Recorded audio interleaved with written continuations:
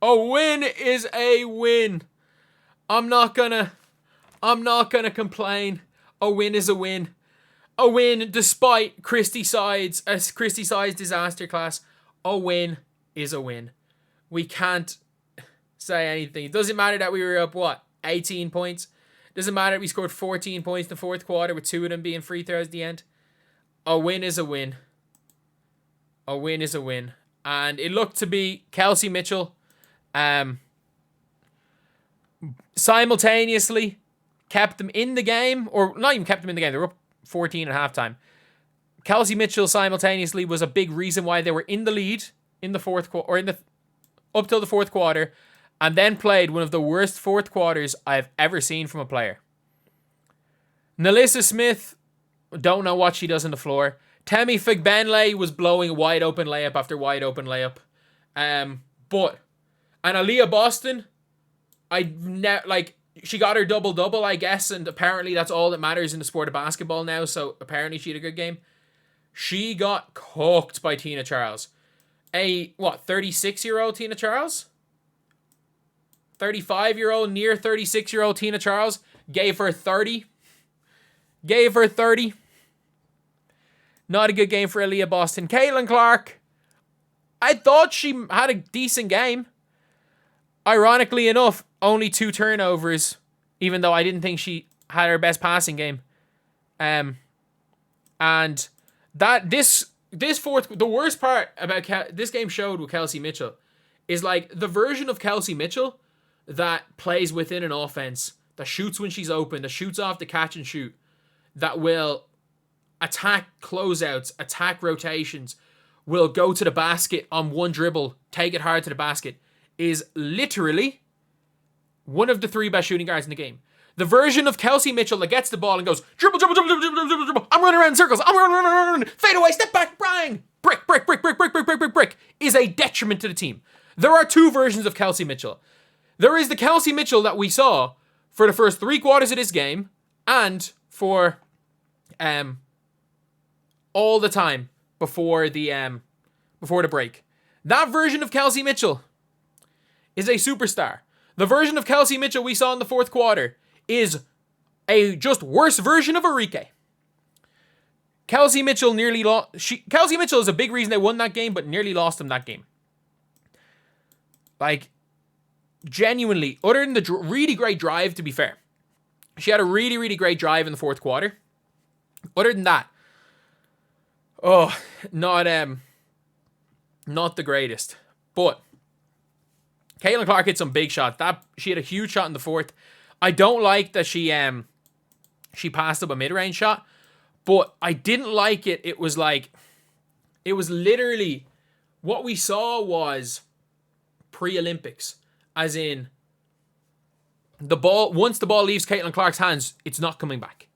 We saw so much more of that, especially down the stretch. We saw an awful fourth quarter. An awful, awful fourth quarter.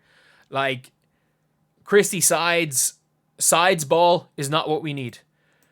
When we are winning a game by running the floor, by drive kicks, screen and rolls, kick to shooters, when we're winning a game by that, Christy Sides is like, we're up 15. Slow it down. And what does she mean by slow it down? Caitlin Clark dribbled to the left side of the floor. Kelsey Mitchell come off that the Iverson cut, get the ball and take 17 dribbles and shoot a bad shot. Like, it's Sides ball. That is Sides ball. That is the basketball that Christy Sides had this team playing. And that is where the problem is. It's like,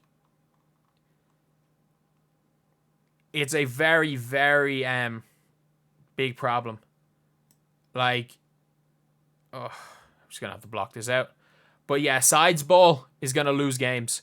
Like, every time this team gets a 15-point lead, they play Sides ball. Every time they build up a lead, they stop playing the way that built them the lead. The only times they don't is when it's like the Feet or the Mercury game, where they can build up a 30-point lead early, and then they just start slowing it down. 30-point lead, insert Erica Wheeler, insert let's Caitlin stand in the corner offense. And it's like, everything good that the team does is just undone. It's just undone by sides ball. Defensively, there is one player on this team who is an elite defender, and her name is Lexi Hull. Like, can we just, like, if you guys want to subscribe, that would be greatly appreciated. We're trying to 28.2k by the end of the day. If you guys are new to the stream and want to subscribe, that'd be greatly, greatly appreciated as well. It's right above the head. But, like, Lexi Hull on defense, she had Ryan Howard in hell. Like, Ryan Howard is one of the better scorers in the W. 5 of 17 from the field. And was frustrated. The amount of times Ryan Howard fouled Lexi Hull off the ball that wasn't called was crazy. Like, the referees, I don't think even if the Dream won, I would have attributed it to them hitting shots. Very Dream favored. Very, very Dream favored. But again, I don't think it was enough calls to really make up for it. But this Atlanta Dream team are tough. Like, we're 3-0 right now against the Dream. They're tough. They're not easy to beat. As well as that, we have to play we're 14-16. Like, 14-16. If we can beat the Sun and the Sky, we go above 500. Or we go to 500. Like, if we can get to 500 at any stage this season, that is a huge success. It'll be the first time they have, like, genuinely, like, it's the first time teams been 500 since 2016 or something. It's been a decade since the team has been 500 at this stage of the season. And there's a chance that the Fever could go 500.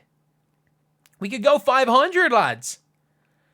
But yeah, I thought, considering rolling her ankle, getting 36 minutes in, some big plays end of the third quarter.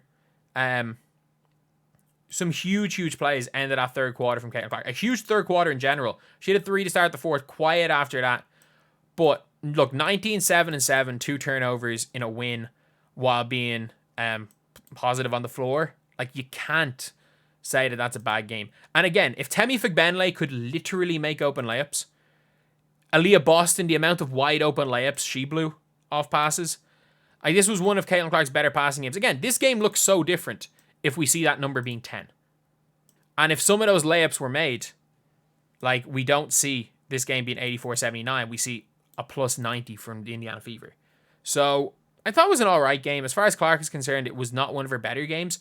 But, like, to say, if this is a bad game from Caitlin Clark, like, this, if Rickea Jackson had done what Caitlin Clark had done today, it would be seen as, like, a fantastic game. If any other rookie did what Caitlin Clark did, it's a fantastic game. But at the end of the day, Caitlin Clark is being judged at MVP levels, and she's not quite at MVP levels. I will obviously say that. Kelsey Mitchell, the stats make it look like she had probably a better game than she actually did, but go get your player of the week. Go get your player of the week, averaging, 28 points a game since the Olympic break? Go get your player of the week.